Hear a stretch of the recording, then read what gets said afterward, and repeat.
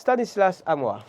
Bonjour. Bonjour à vous, Ahmed Arekpa. Bonjour à toutes et à tous. Stanislas, merci d'être à nouveau à moi. Merci beaucoup. J'aime bien cette figure de style quand même. On démarre par un tout premier quotidien, le matinal, qui parle d'un sujet qui intéresse plus d'un ce matin. D'ailleurs, crois savoir, le dit quotidien, c'est le jour des grandes annonces. Je pense qu'il y en a un autre qui a parlé du jour de l'heure de vérité. Voilà, ça c'est au niveau de la nation. Il s'agit de la revalorisation des salaires. Le gouvernement qui rencontre syndicats et patronat aujourd'hui. Oui, en fait, c'est quand même quelque chose qui était attendu et qui va se faire aujourd'hui. En tout cas, nous l'espérons et nous croisons les doigts pour que tout se passe bien. Mais je voudrais quand même qu'on ne s'attende pas à un miracle. Ou que les Béninois, dans leur immense majorité, ne se disent pas, bon, voilà, il faudrait qu'au sortir de cette séance, on nous fasse des annonces dithyrambiques. Non. Pour quelqu'un qui a vu le régime de la rupture évoluer depuis son arrivée au pouvoir en 2016 jusqu'à maintenant, on sait que ce régime, notamment son chef, le président Patrice Talon, n'est pas féru des annonces dithyrambiques ou des déclarations à l'emporte-pièce. Et donc, on ne devrait logiquement pas s'attendre à ce qu'il y ait des annonces tout feu, tout flamme. Voilà. Mais dans le même temps, souvenons-nous quand même que cette décision de revalorisation des salaires émane du gouvernement et donc de son chef. Le chef de l'État, les travailleurs étaient tranquilles quand le chef de l'État, au détour d'une occasion, en fin d'année, s'est dit, ben voilà, il est temps quand même qu'on essaye de revaloriser la situation des travailleurs béninois. Et donc, c'est de là qu'est partie justement cette annonce. Et par la suite... Même si, pour ne pas vous couper, il faut savoir que la question de la revalorisation salariale est une préoccupation des syndicalistes depuis bien nombre d'années déjà ici au Bénin. Je suis d'accord. Donc, ce n'est qu'une manière pour le chef de l'État de répondre à cette sollicitation que d'émettre le vœu de revaloriser les salaires. Tout à fait, je suis d'accord avec vous, sauf que ça n'a pas fait l'objet de grève ou de revendications outre mesure. Voilà, donc il devrait au moins reconnaître cette initiative-là au chef de l'État. Alors, par la suite, il y a eu des comités qui ont été mis en place pour statuer sur la question. Et pour les informations qu'on a eues jusque-là, un premier travail a été fait, un premier rapport avait été déposé au chef de l'État, qui en son temps avait estimé que ce qui avait été proposé était trop peu suffisant pour les travailleurs et qu'il fallait quand même travailler davantage à rehausser le niveau de ce qui est proposé. En offrir davantage aux travailleurs béninois. Ça veut dire que le chef de l'État est soucieux des meilleures conditions et du bien-être, voilà, des travailleurs. Donc, la rencontre d'aujourd'hui s'inscrit dans un cadre où, oui, on peut s'attendre à voir la fumée blanche, mais pas forcément à des annonces tout feu, tout flamme. Donc, gardons notre patience, gardons notre mal en patience et on attendra de voir ce qui va en sortir. Voilà. Le Télégramme, on parle aussi à sa manière, revalorisation des salaires des travailleurs au Bénin, ce que la CSTB attend de la rencontre gouvernement-syndicat, qu'on finisse cette rencontre avec de très bonnes annonces. Noël Chadari, donc, à l'attention de Talon, de très bonnes annonces qui sont attendues, évidemment, par les syndicalistes. Reste à savoir, évidemment, ce qu'il en sera concrètement, on va dire, au sortir de cette rencontre.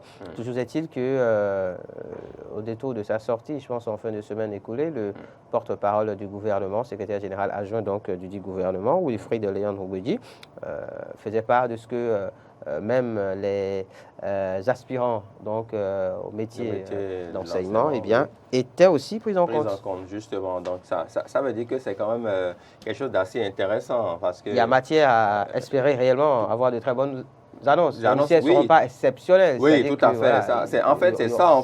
Je ne voudrais pas qu'on soit euphorique. Il faut un peu de réserve. Exactement. Faut pas être déçu après.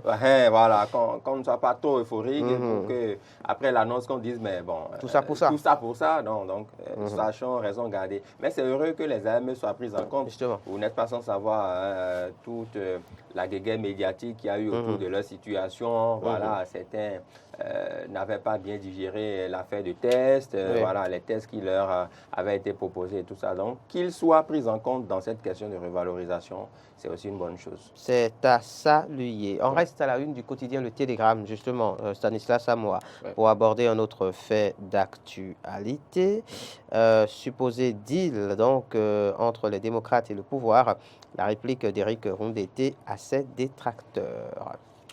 Oui, Éric Rondeté devrait quand même sortir, et cette sortie était attendue depuis que l'épisode de leur recours devant la haute juridiction, la Cour constitutionnelle, voilà, on l'a suivi un peu, et c'est à la dernière minute que les démocrates avaient été donc repêchés et réintroduits à la course pour les législatives du 8 janvier 2023. Et beaucoup d'observateurs ne voyaient pas les démocrates sur la ligne de départ, étant entendu tout ce qu'il y a eu comme remous autour, des différentes situations au sein même de cette formation politique, où la question du quitus fiscal avait été abordée à tort ou à raison, selon qu'on soit de tel bord ou de tel autre.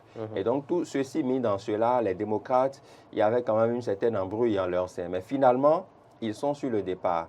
Et selon certains observateurs, c'est que, eh bien, il y aurait eu un deal entre le gouvernement ou le pouvoir en place et cette formation politique. Oui, que vous vous souvenez, on en a d'ailleurs parlé très rapidement en plateau, quand donc, eh bien, la fameuse liste des candidats, d'accord, a été publiée, où certains noms tant attendus sur cette liste n'ont pas finalement figuré là-dessus. On parlait donc de compromis, de compromission, pour que justement le quitus, sinon le récépissé définitif, soit attribué au parti. Et vraisemblablement, c'est en fait ce sujet qui revient au devant de la scène. Oui, sauf que Éric Rondeté, Éric Rondeté ne se reconnaît pas forcément dans ce qui se dit. Le contraire aurait été étonnant. Donc, le contraire aurait été étonnant. Non, mais c'est lui le premier responsable de ce parti politique. Quand il dit qu'il n'y a pas eu de deal, c'est qu'il n'y en a pas eu. On peut faire foi à sa parole. On va prêter une bonne foi. Voilà, je ne sais pas pourquoi certaines personnes veulent forcément croire le contraire de ce que lui dit.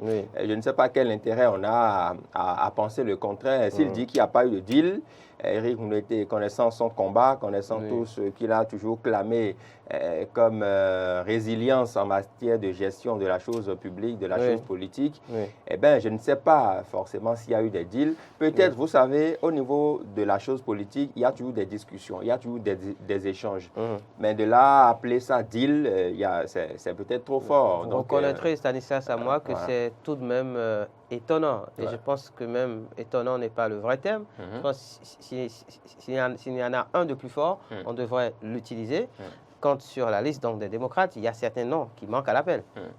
Oui, ces noms manquent à l'appel parce que certainement, au dernier moment, leur dossier n'avait pas forcément été à jour, ou qu'il y a eu des situations que nous, mais non, justement, on ne maîtrise pas. Parce qu'un certain Guy Tokpé, à un moment donné, a donc fait une publication donnant à croire qu'il ne participerait pas, parce que n'ayant pas obtenu son quitus fiscal. Après, il a obtenu, donc a fait une autre publication pour dire qu'il sera donc au législatif. Pareil pour Nadine Okumansou. Ils sont nombreux dans ce cas, Nourou Dine Sakasalé. Et il n'y a pas que ces trois noms. Donc, il y a beaucoup d'autres noms donc, qui étaient attendus, qui étaient annoncés et qui avaient d'ailleurs annoncé, donc, disons à leurs sympathisants, qu'ils y seraient sur la liste des démocrates. Mais après, donc, tout cet imbroglio, ils n'y sont plus. Oui, vous savez que la situation que vous décrivez n'est pas le seul apanage des démocrates. Bien sûr. Il n'y a qu'au niveau des autres formations politiques. On s'attendait à ce que certains soient sur le départ, mais ils ne sont plus positionnés. Sauf que reconnaissez avec moi et avec ceux qui estiment qu'il y a eu, enfin qui croient qu'il y a eu deal, que donc, pour ces trois noms que j'ai pu citer, il y en a beaucoup d'autres évidemment, qui avaient donc leurs dossiers à jour. Quand il s'agit pour le parti des démocrates de ne pas pouvoir obtenir son récépissé définitif, faute de quitus fiscaux de certains candidats, les candidats dont il s'agit eh bien, on a eu les noms. Et il ne s'agissait aucunement d'un Guy Tokpé, d'un Nouroudine Sakassale ou encore d'une Nadine Okumansou. Tout à fait, je suis d'accord avec vous. Sauf que, vous savez, on peut avoir ces dossiers à jour et d'autres réalités peuvent vous empêcher. D'où le deal. Non, non, on ne peut pas savoir si c'est un deal ou pas. Nous sommes dans des conjectures, justement. Voilà, toujours est-il qu'il y a eu un compromis. Voire une compromission. Mais ils ne l'ont pas dit, donc nous, on ne sait pas. Bien sûr, et ils ne le diront pas. Ils ne le diront pas de toute façon. De toute façon, ils ne le diront pas. Donc, nous, on fait des conjectures. Mais bon, il y a eu certainement des échanges. Forcément. Mais bon, voilà, c'est aussi ça la chose politique, Ahmed Arefa. Il y a que les choses se décident, se négocient en sourdine et nous, on n'en sait fondamentalement rien. On consomme. Et on constate aussi. Bien sûr. Votre position, d'ailleurs, rejoint celle du quotidien Dynamisme Info qui, donc, titre ce matin, prétendu deal pour la constitution de la liste des démocrates, le jeu pour distraire auquel Rundeté ne devra pas prêter le flanc. Justement, il ne doit pas prêter flanc à ça parce que c'est de la distraction. Les campagnes doivent être lancées bientôt. Il doit organiser quand même, il doit s'organiser au niveau de sa formation politique pour aller à la conquête de l'électorat. Donc, se laisser distraire par les affaires de deal ou pas, ce n'est pas la question la plus importante aujourd'hui. C'est vrai que l'autre question qu'on pourrait se poser quand on voit l'organigramme du Parti Les Démocrates, c'est que l'ancien président de la République, Boni Yayi, est le président d'honneur du Parti Les Démocrates jusqu'à l'heure où nous émettons. Ça peut changer après, mais bon, pour le moment, c'est lui qui en est le président d'honneur. Donc, on se dit, au vu des derniers rapprochements entre l'ancien chef d'État et Patrice Talon, voilà, les différents échanges qu'il y a eu au Palais de la Marina et beaucoup d'autres événements, on pourrait se demander si Boni Yayi, voilà, président d'honneur d'une formation politique de l'opposition radicale qui va aux élections, ce que ça pourrait donner. Mais bon, c'est toujours la situation politique, les choses politiques auxquelles nous n'aurons forcément pas accès à toutes les informations. Pour le moment, en tout cas, on n'y a pas encore accès. Mais vous savez qu'on ne peut allumer une lumière, enfin, c'est ça, hein, une lampe et la mettre sous le boisseau. Donc, tout à fait. Tôt ou tard, ça finira par se savoir. S'il y a eu deal ou pas. Restons à la une du quotidien Dynamisme Info, Stanislas Samoa, pour aborder un autre fait d'actualité. Sobemap, après sa dissolution, nécessité d'un audit pour clarifier la gestion. Oui, quand le journal évoque la nécessité d'un audit pour clarifier la gestion de l'ex-Sobemap, désormais, c'est que le gouvernement actuel nous a habitués quand même à ça. Il faut auditer quand même certaines structures d'État, notamment. Et je voudrais quand même rappeler que quand on diligente une mission d'audit, ce n'est pas forcément pour épingler des gens, ce n'est pas forcément pour faire incarcérer des gens ou pour montrer que des gens ont mal géré. Non, les missions d'audit ont...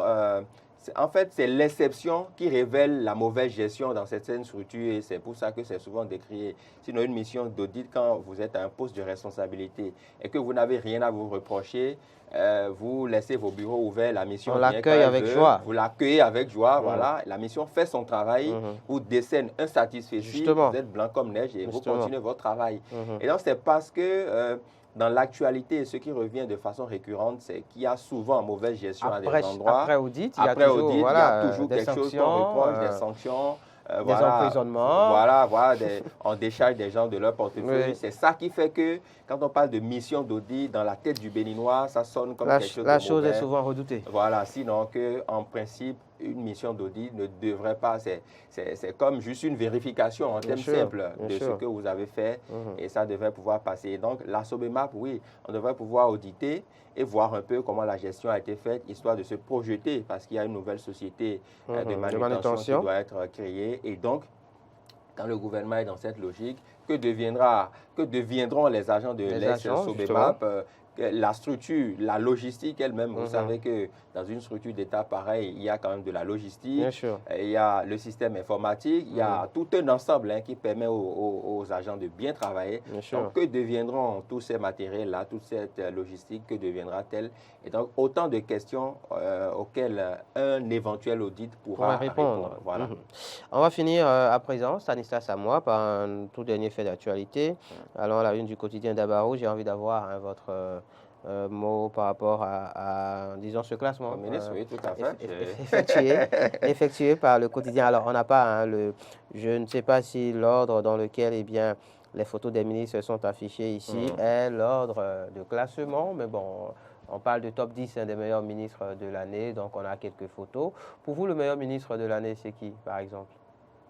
Bon, c'est une question délicate. Hein? Oui. Je ne veux pas me mettre les autres ministres à dos. Non, mais allez-y. Non, mais allez-y. Mais vous voyez, ils sont bons joueurs. Ils sont tous bons joueurs. Hein. Voilà, ils sont tous bons. Mais vous savez, chaque ministre est bon dans son domaine. Pour ce qu'on a pu observer. Bien sûr. Mais il ne nous échappera pas quand même que un monsieur comme Oswald Meki est quand même au devant de la scène, quelqu'un qui davantage s'ancre dans la conscience collective des Béninois. Ministre des Sports, il avait cumulé les deux portefeuilles, le sport et la culture. Maintenant, il s'occupe du sport. Il fait quand même un travail intéressant. En témoignent justement nos enfants, les jeunes collégiens. Les jeunes collégiens. De Saint-Rita et de Kobli. Kobli, merci. Qui ont fait sensation en Côte d'Ivoire récemment. Et donc, Oswald Meki, sur ce plan, justement, fait quand même un très, très bon travail. On ne va pas oublier très rapidement l'épopée de 2019 avec les écureuils à la Coupe d'Afrique des Nations en Égypte. Belle et brève épopée. Oui, belle et brève. Oui, belle mais brève.